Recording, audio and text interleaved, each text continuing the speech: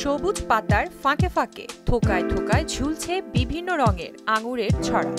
পরীক্ষামূলকভাবে এসব আঙুরের চাষ করেছেন শেরপুরের শ্রীবরদী উপজেলার সীমান্তবর্তী পাহাড়ি এলাকা মেঘাদল গ্রামের বাসিন্দা মিজানুর রহমান। 2023 সালে ভারতে ঘুরতে গিয়ে শখের বশে প্রথমে 2 জাতের 10টি আঙ্গুর ফলের চারা নিয়ে আসেন মিজান। এরপর বিভিন্ন দেশের প্রায় 50 জাতের আঙ্গুর ফলের চারা সংগ্রহ করেন তিনি।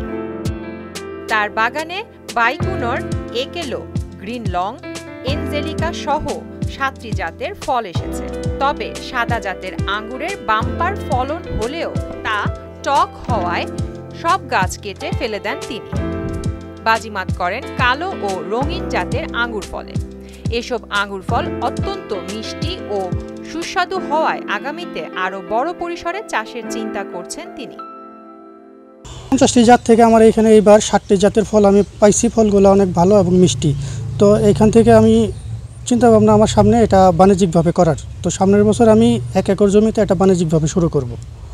আর অনেক লোকজন আসতেছে আমার এখানে চারা নিতেছে, ওনারা নতুনভাবে বাগান করার জন্য। আমার এই বাগানটি আমি 2022 সালে 5টি জাত দিয়ে শুরু করি। তারপরের বছর অনেক ভালো ফল পাই, ফলগুলো অনেক ভালো ছিল প্লাস মিষ্টি ছিল।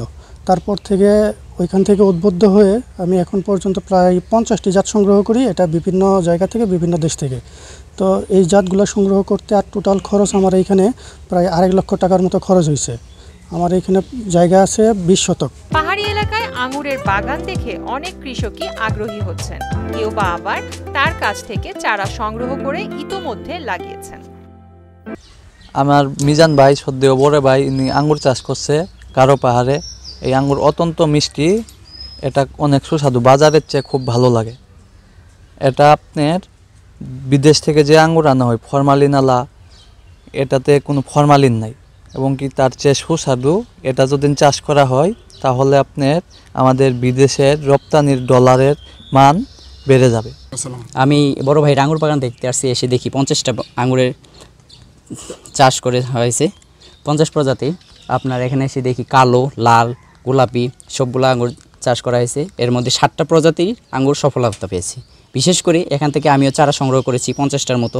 আমারও কিছু জায়গা আছে জায়গা লাগানোর জন্য।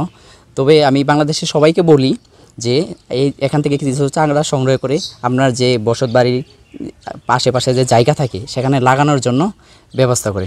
অনেক ভালো একটা প্রজাতির আঙ্গুর। তাহলে যদি সবাই যদি এই আঙ্গুরটা চাষ করি তাহলে বাইরে থেকে আর কিনে আনতে হবে না। আমার মিজান ভাইয়ের বাগানে অনেক ভালো ফলন ধরছে, আগামীতে আরও ধরবে। কিন্তু আমি আঙ্গুরটা খেয়ে দেখলাম অনেক মিষ্টি। আঙ্গুরটা বাজারের চেয়ে অনেক সুস্বাদু লাগলো। দেখলাম যে এই যদি বাগান করে তাহলে আমার বাংলাদেশে উন্নতি হবে।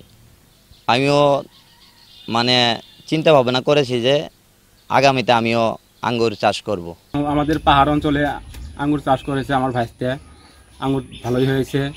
আমরা চেষ্টা করব যাতে আমরা যাতে কৃষি বিচারের জন্য আমাদের সহযোগিতা করতে, তাহলে আমরা এইভাবে ফলার জন্য চেষ্টা করব।